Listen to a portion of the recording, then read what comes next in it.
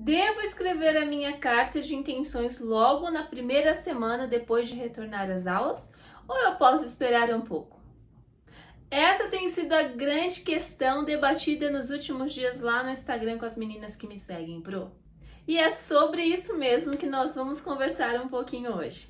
Olá, Pro! Eu sou Lila Libório, professora efetiva no município de São Paulo, uma aprendiz da rotina pedagógica nesse meio e estou aqui para compartilhar tudinho com você.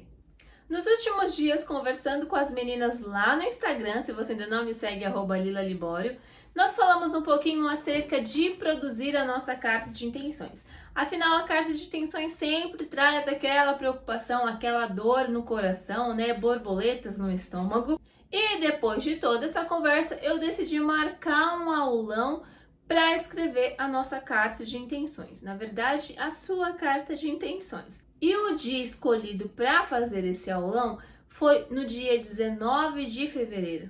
Aí que começou de verdade o burburinho, porque muitas professoras queriam participar do aulão e ter a ajuda para escrever a sua carta de intenções.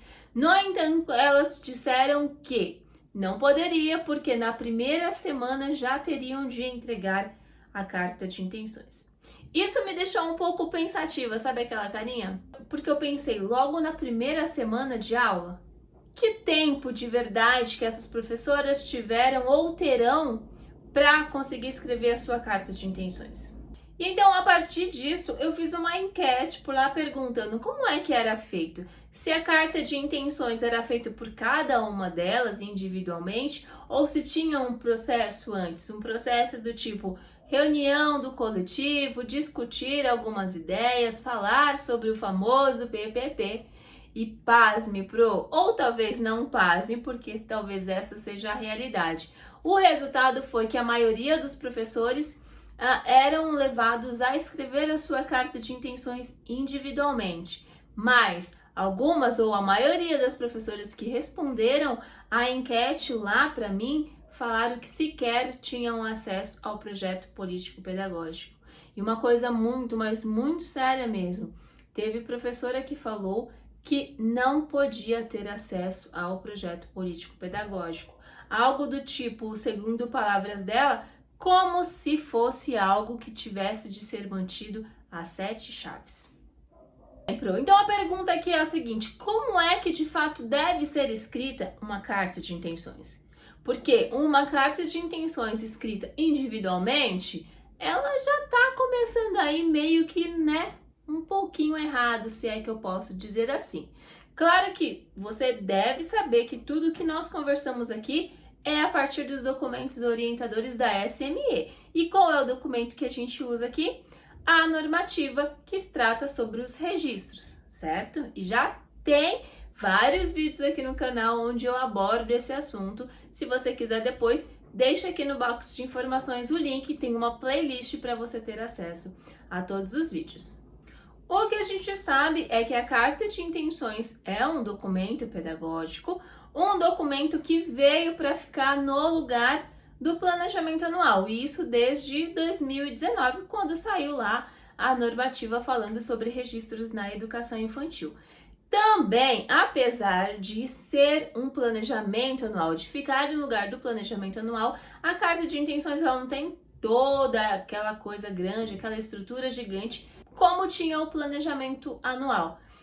No entanto, é importante a gente pensar o seguinte: carta de intenções trata da ideia, da possibilidade do que você pretende trabalhar com as suas crianças, do que você pretende desenvolver com as suas crianças. Não é mesmo? Quais são as suas intenções para que possibilite que as suas crianças possam se desenvolver, para que elas possam ter todas as potencialidades delas respeitadas e estimuladas, não é mesmo? Logo, para escrever a carta de intenções, a primeira coisa que nós precisamos é estar no coletivo, ou seja, ter ali a conversa de todo o grupo de professores.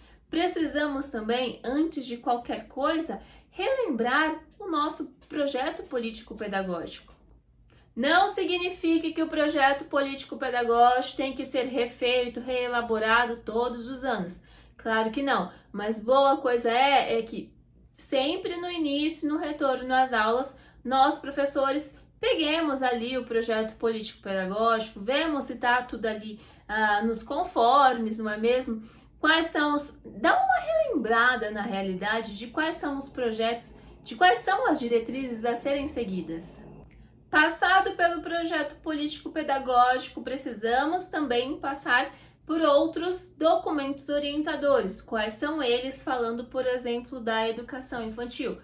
Vamos lá. Currículo Paulista da Educação Infantil, indicadores de qualidade, que é primordial e ele nos dá muitos direcionamentos. Então esse apanhado, né, quando a gente junta, está ali no coletivo de professores e a gente faz esse apanhado, a gente tem um levantamento de informações sobre o que é que nós precisamos perseguir naquele ano, no nosso caso aqui, no ano de 2022. Feito isso, aí sim a gente parte para uma outra etapa antes de escrever a nossa carta de intenções, que é o quê? Conhecer a nossa turma. Como é, Pro, que você vai escrever uma carta de intenções, ou como é, coordenadora, que você solicita às suas professoras ou aos seus professores que seja escrito uma carta de intenções se ela sequer ainda conhece os seus alunos? Aí você pode me falar, Lila, mas a professora já está aqui há não sei quantos anos na escola, ela já conhece essa turma porque nela convivia tal. Ainda assim, se for nesse caso, tudo bem, mas ainda assim precisa de ter um tempo em especial, porque você conhecer a turma é diferente de você estar com a turma, não é mesmo?